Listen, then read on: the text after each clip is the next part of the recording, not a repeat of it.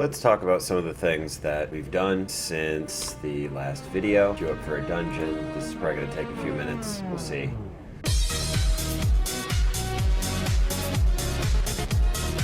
We leveled up our jewel crafting. We did that in the last video. Put a bunch of the gems that we got. We cut those and then we put them up on the auction house, and a lot of them did not sell. Most of them did not sell. However, a few of the big ticket items that I had, they did sell. We managed to make, I think it was like 660 gold. Off of that, we were able to get our flying mount.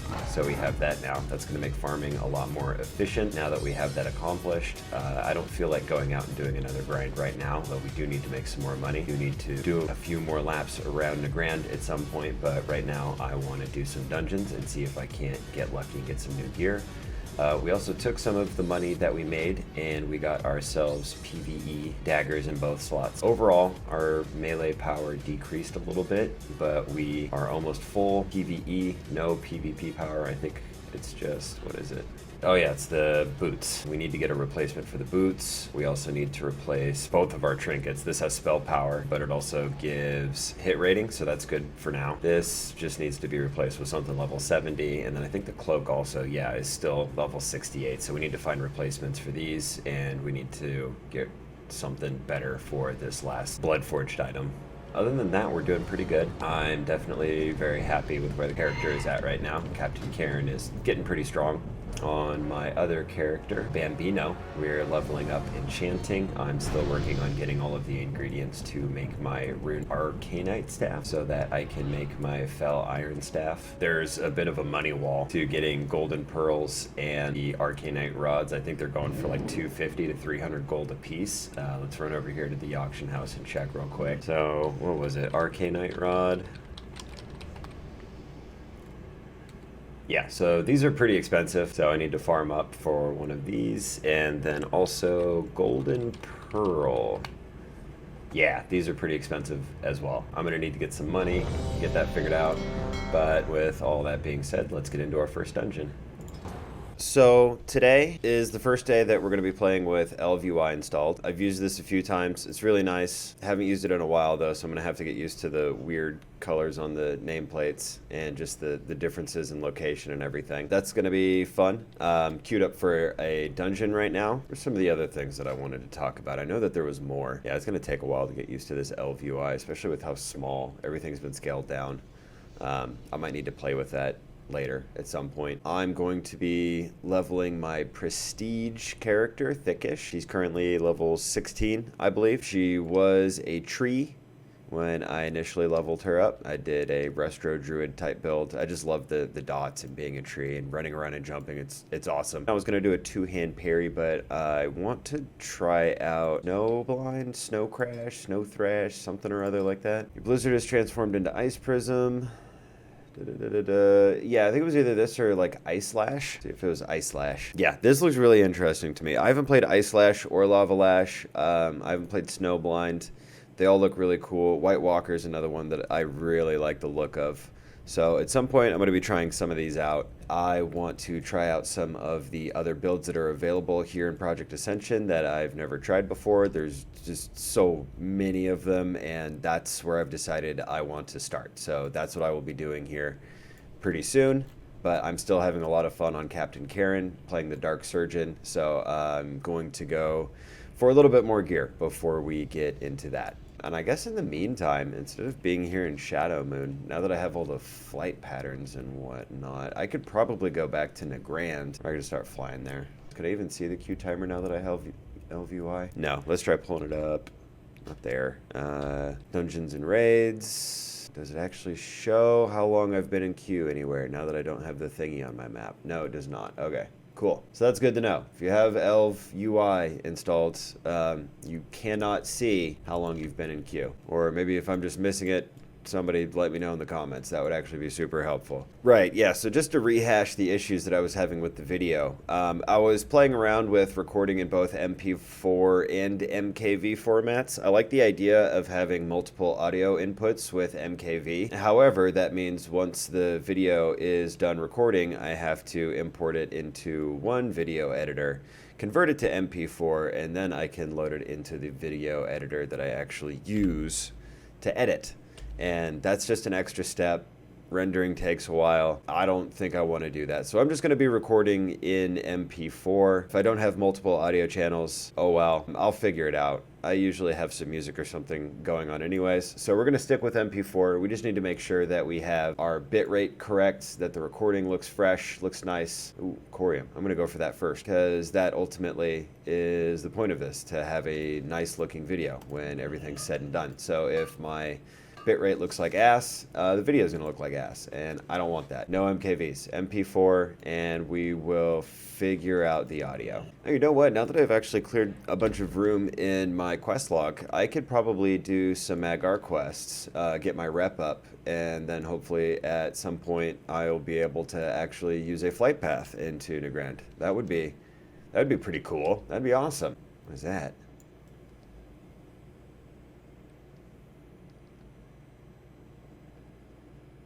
Okay.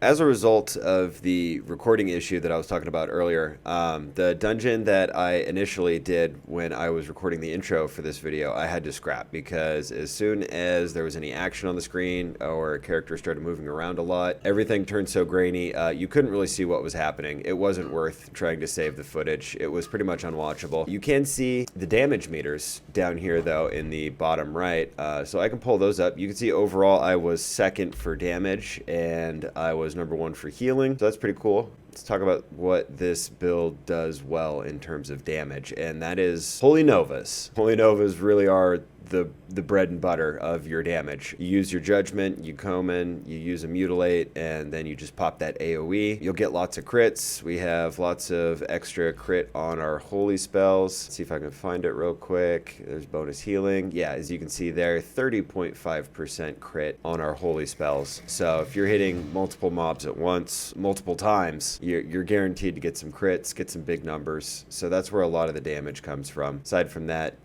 melee number 2, and then mutilate and consecration after that. Eviscerate, yeah, obviously it's good for single target, but really what we're getting out of that is spending our Dark Surgeon procs so that we can get that juicy AoE heal. That's really what we're getting out of Eviscerate, is that lesser circle of healing proc. All right, so where is this cave? I think this is the cave right here.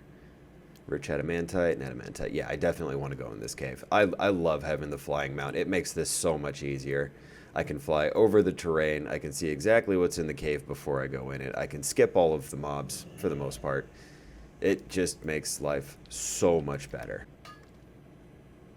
Oh yeah, motes, adamantite, and eternium ore. Very nice. Definitely worth. I love this so much. Oh yeah, we got rage. Let's go ahead and get a battle shout just so that we get that buff going. That is even more bonus healing. What's that? 1161 now? 1161. It's like an extra almost 100 just from using battle shout. That's so crazy. I thought it was going to be a dungeon video. Looks like this might end up being another farming video. Make another montage. I got green screen skills. Take a look at this. Yeah, so as you can see, the Eviscerate lesser circle of healing, the Dark Surgeon one, that is our main healing tool. And then after that, we've got our Dark Transfusion heal. So that's the AoE. So our first 2 spells, most healing, the Eviscerate and our Holy Nova, both are combo point spenders. So you can see how important spending and making your combo points truly are to this build. If you are not generating combo points and using them by dealing damage, you will not be able to heal. That is super important to keep in mind. Circle of healing right after that. Yeah, we pop that pretty much on cooldown just to make sure everybody's topped off, and then we try and keep consecration going as much as possible. And then after that, we use our trauma care stacks here to empower our greater heal to make it do more healing and reduce the cast time. As long as we have full stacks 3, this will be an instant heal. That's super useful. And then penance, also great for a nice spot heal every now and then. As you can see, it's really just about generating combo points, spending combo points, and then getting those AoE heals, keeping those AoE heals up, using those bad boys on cooldown. Alright, with that being said, let's kill this dude, collect my ore.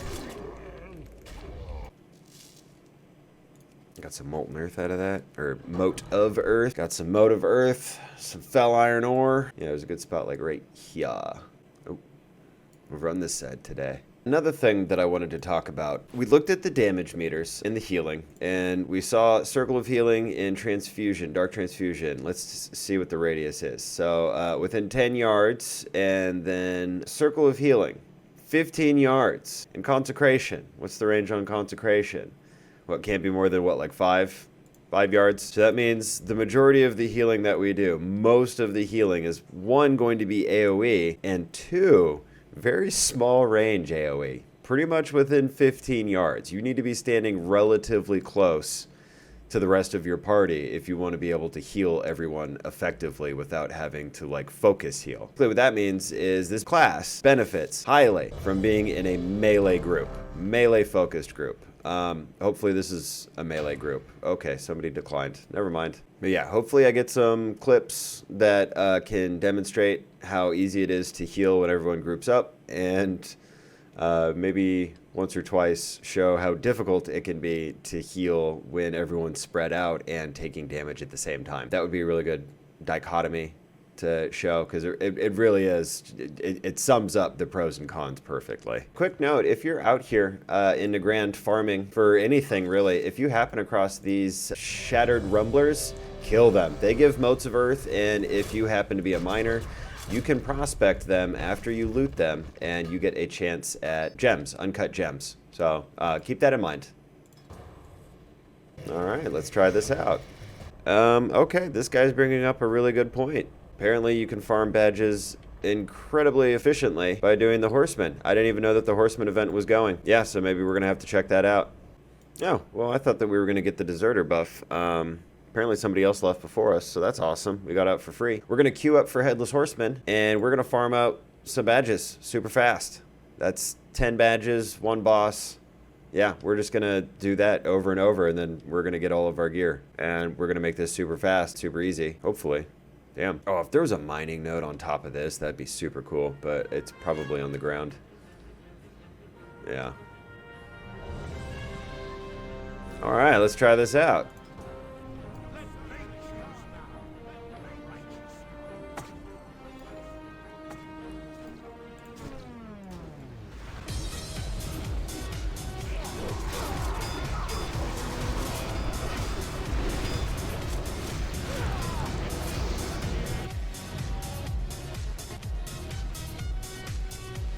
So, didn't give me 10 badges of justice. I think it gave me 7. That's still pretty good though.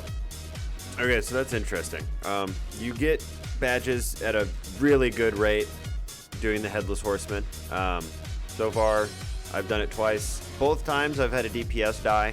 I don't know if that's them being bad or me getting used to LVUI or me being bad.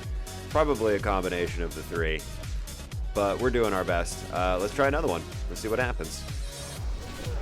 Okay, so I'm going to go out on a limb and say something happened on those other runs, because this is going way too smooth. We'll do that, and then we'll give him one of these. All right, he lost his head again. It's up there. Can I charge that?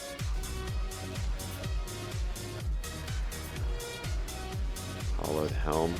We got a need on this. There's a hole for your head. I don't have one yet, so. Wow, okay, so that was super productive. We just made how many badges in like a matter of maybe 30 minutes? That's 64 badges. Let's go spend some of these and then take a look at the ore that we got, I guess.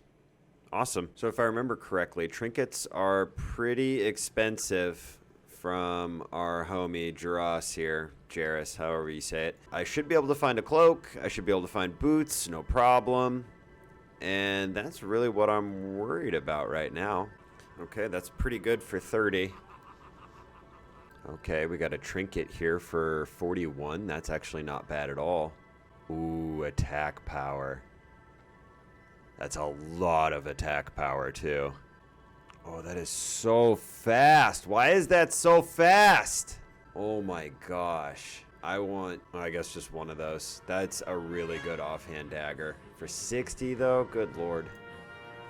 So I'm going to take the Bloodlust Brooch for now. I'm going to grab this trinket, and that's where I'm going to end this video. If you like the content, let me know. Leave a like or something. Do whatever. I don't really care. See you next time.